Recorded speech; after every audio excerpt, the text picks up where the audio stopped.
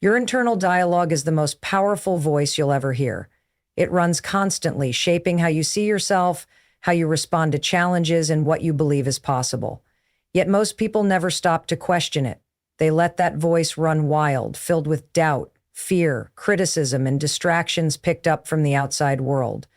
To gain control over your life, your goals, and your success, you have to cut the noise and master that internal conversation. The noise is everywhere. It's in the endless opinions on social media, the pressure from family or peers, the expectations that society throws at you.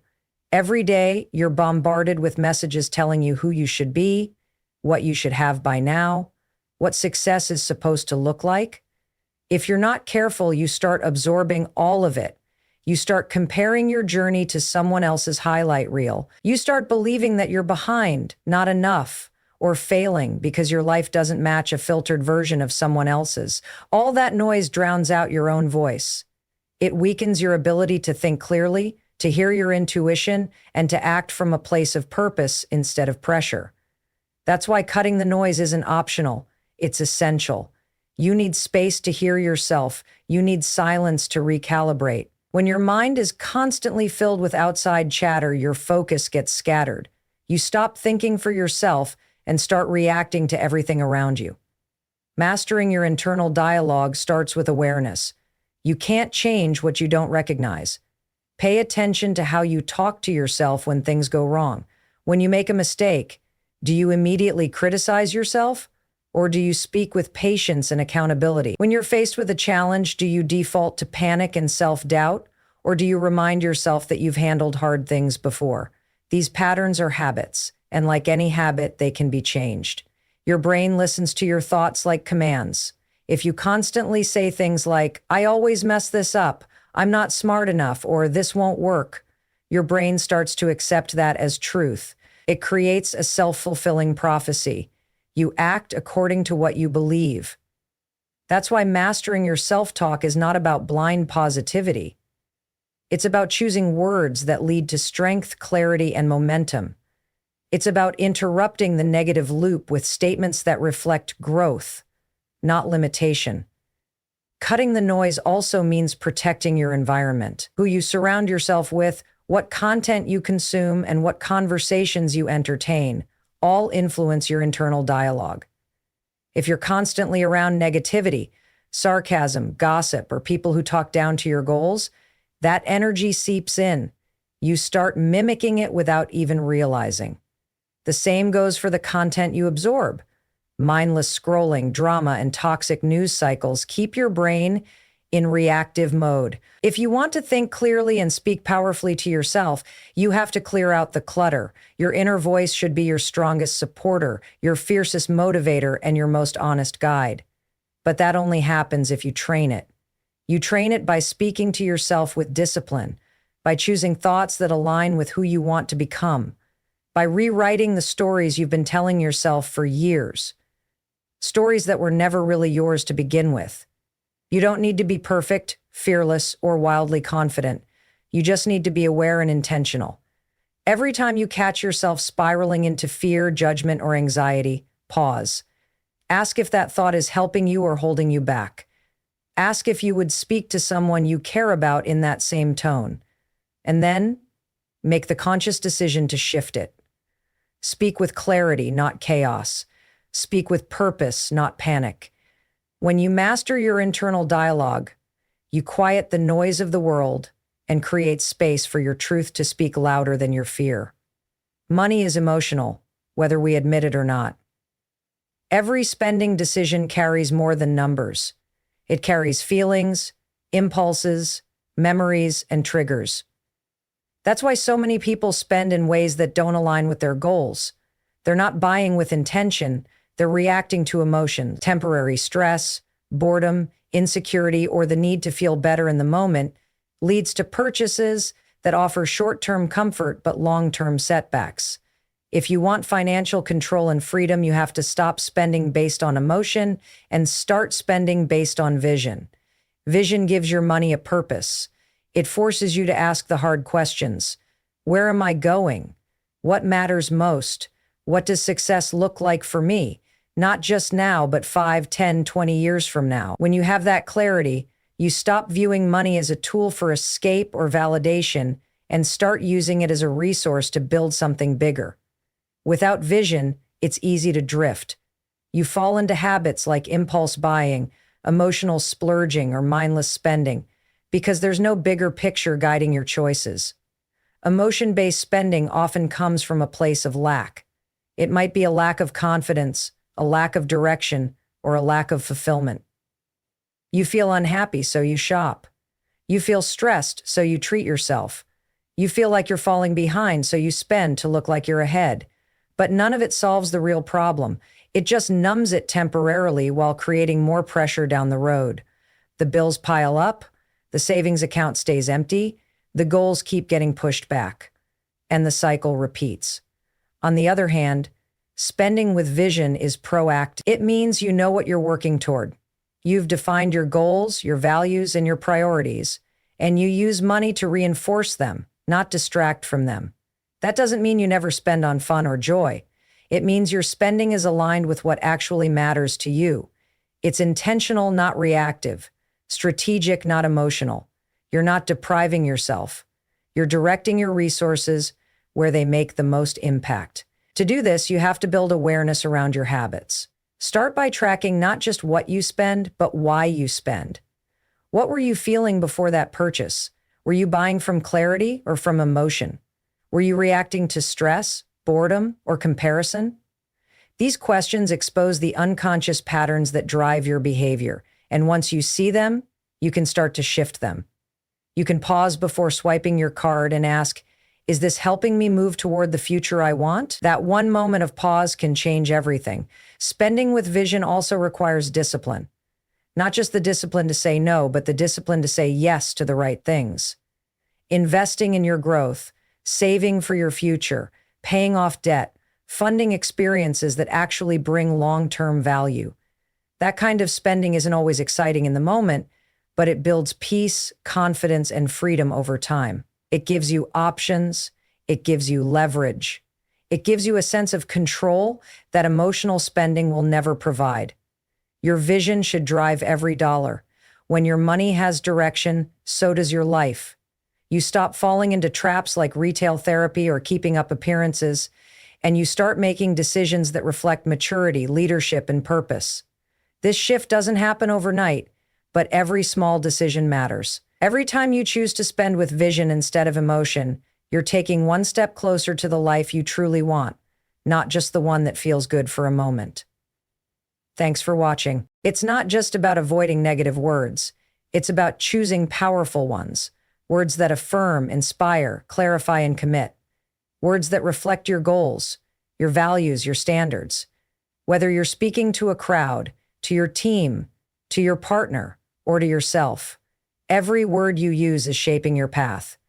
Desire alone will never lead to financial freedom. Everyone wants more money.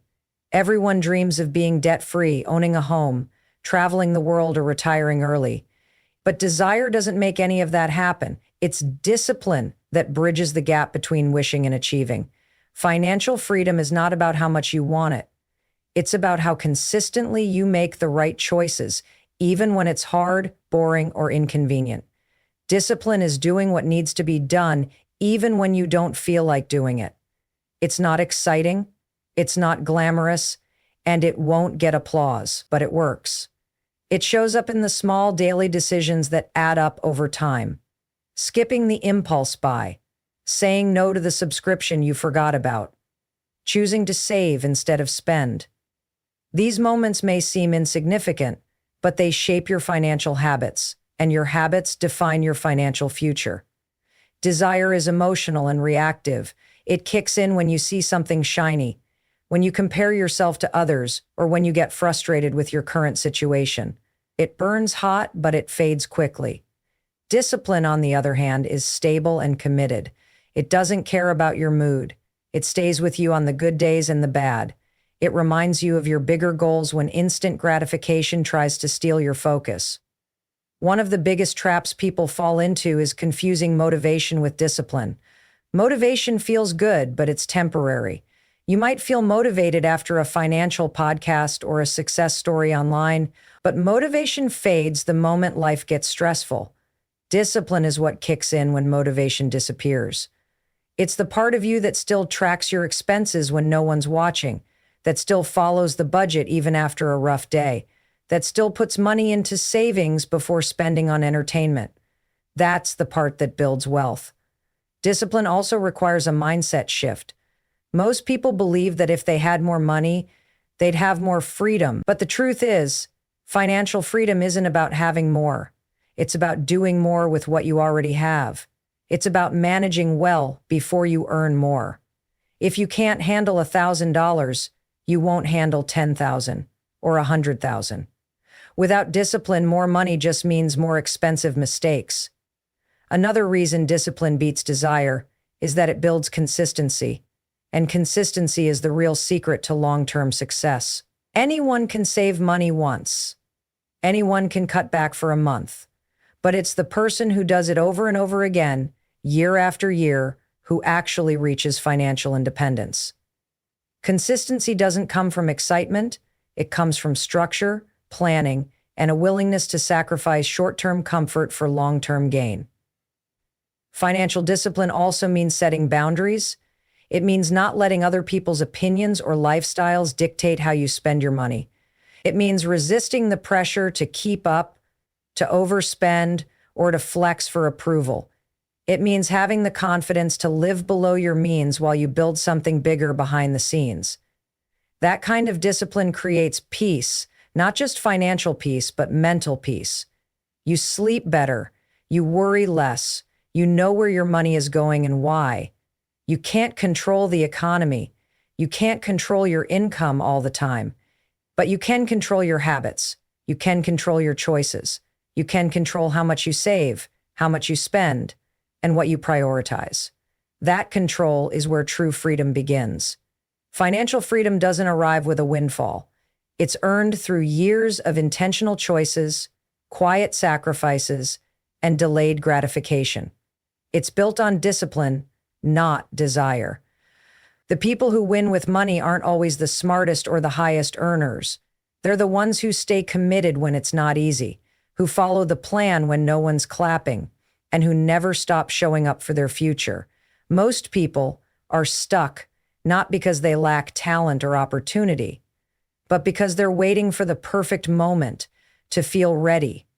They sit around overthinking every move, overanalyzing every outcome, and getting caught up in the idea that they need to feel motivated before they can act. But the truth is, motivation is unreliable.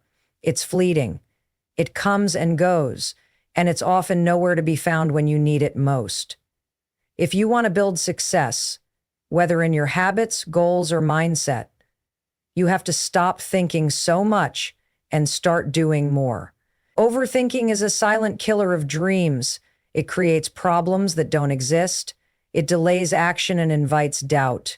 The more you think, the more reasons you'll find to wait.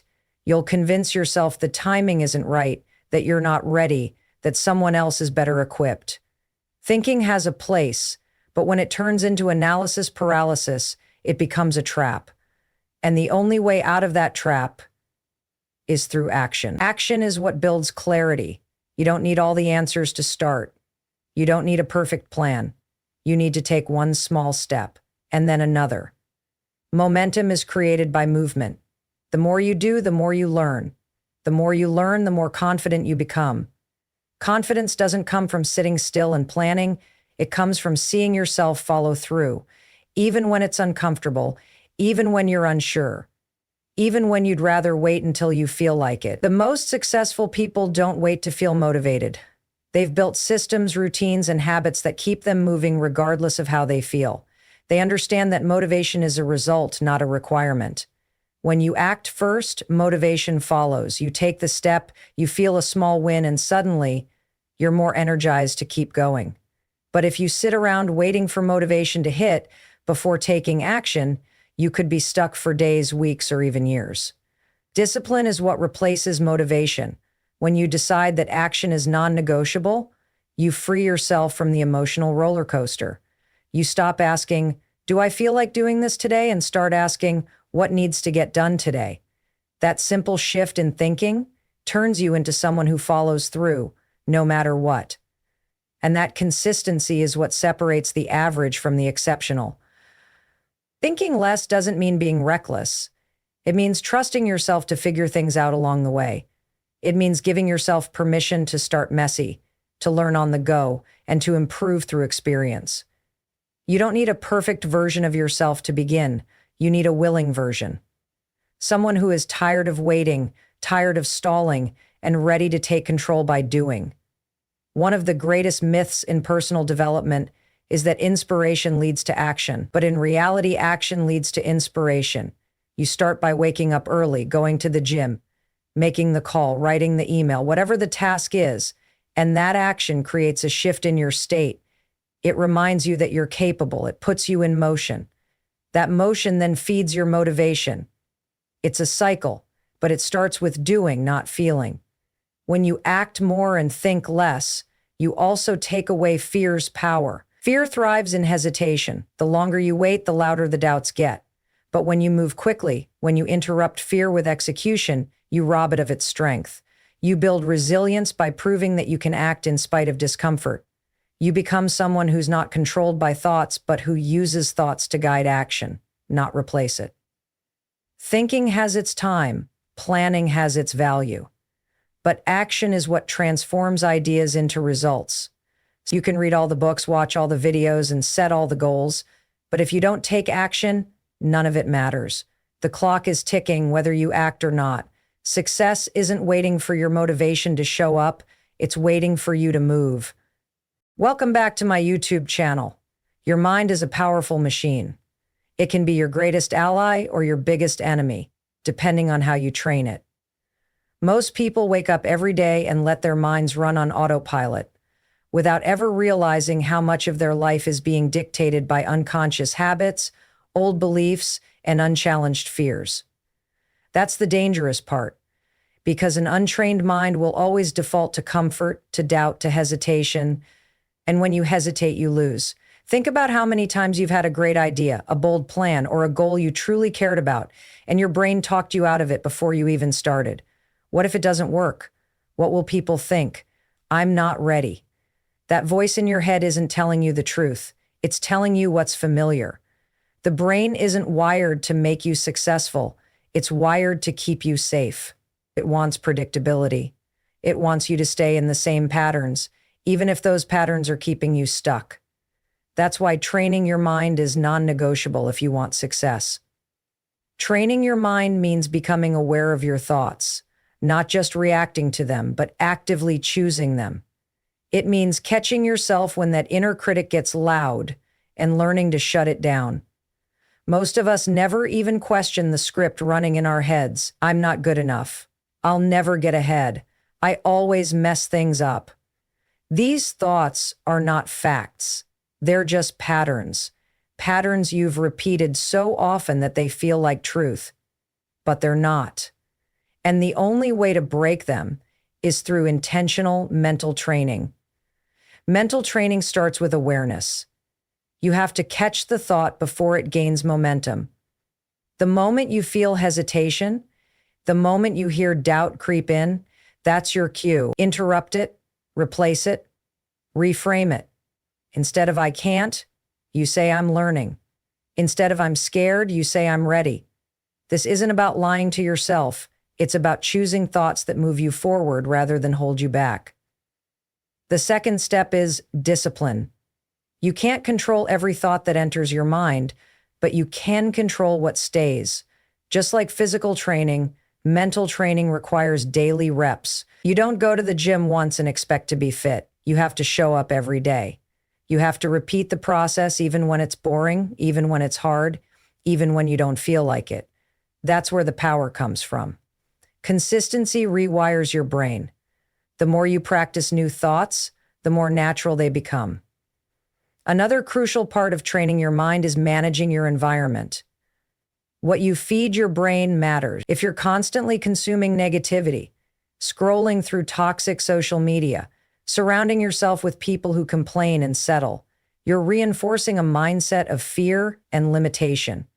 You need to protect your mental space like your life depends on it. Because in many ways it does. Your future, your goals, your success, it all starts in your mind.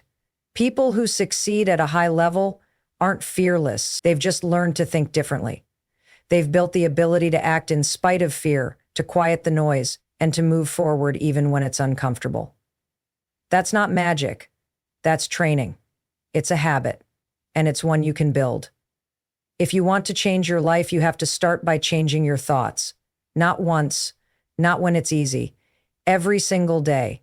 Your brain will try to take shortcuts, avoid risks, and keep you where you are. But if you train it with intention, if you stay consistent, if you commit to mastering your internal world, you'll stop letting your mind trick you, and you'll start using it to build the future you actually want. The words you speak carry weight, more than most people realize. Your mouth has the power to open doors, inspire trust, and build lasting relationships. But it also has the power to burn bridges, sabotage opportunities, and leave damage that can take years to repair. Every word you say either adds value to your life or subtracts from it. Your mouth can build or break your future, depending on how you use it. The first place this shows up is in how you speak to yourself. What you say out loud reinforces what you believe internally. If you're constantly putting yourself down, talking about your limitations, or minimizing your potential, you are building a belief system that will eventually shape your reality. When you say things like, "I'll never get this right," or "I'm not that smart," your brain listens. It takes those words as truth and adjusts your behavior to match that belief. Over time, you stop trying, stop pushing, and settle for less. But if you start speaking about yourself with strength, ownership, and clarity, your brain starts aligning with that new identity, saying, "I'm figuring it out," or "I handle pressure well." May feel awkward at first, but repetition leads to belief, and belief leads to action. Then, there's the way you speak to others. This is where many people unknowingly limit their success. Whether you're talking to a client, a teammate, a friend, or a stranger, your words create perception. Do you come across as someone confident, reliable, and forward-thinking, or someone who complains, blames, and deflects? Successful people are mindful of how they communicate. They understand that their reputation is built word by word. They don't just talk to be heard. They speak to make impact. They speak with purpose, clarity, and intention. If you're careless with your words, cutting people off, making excuses, gossiping, or speaking out of emotion, you're sending a signal that you lack discipline and self-awareness. That signal can cost you more than you think. In business, words matter even more. Deals are made and lost based on how you pitch, how you handle objections, how you communicate under pressure. If you can't express your ideas clearly, confidently, and respectfully, people won't trust you with leadership or opportunity. On the other hand, if you can master the art of communication, if you can listen well, speak with conviction, and choose your words with care, you become magnetic. You build influence, earn credibility, and open doors that talent alone can't unlock. Your mouth also reveals your emotional intelligence. When you're in a tough situation, do you react or respond? Do you let frustration and ego lead, or do you pause and speak from control? People who rise to the top are those who can stay calm under pressure, who don't let their words betray their emotions. Speaking with control isn't about being fake, it's about being intentional. It's understanding that not every thought needs to be spoken, and that timing, tone, and delivery matter just as much as the message itself. What you say consistently becomes your personal brand. If you're known as someone who uplifts, who solves problems, who speaks with integrity, people remember that. You get invited into rooms others never see. But if you're known as someone who complains, criticizes, or tears others down, even behind closed doors, that reputation follows you. People may not say anything to your face, but they notice. And that unspoken feedback can quietly cut off your progress.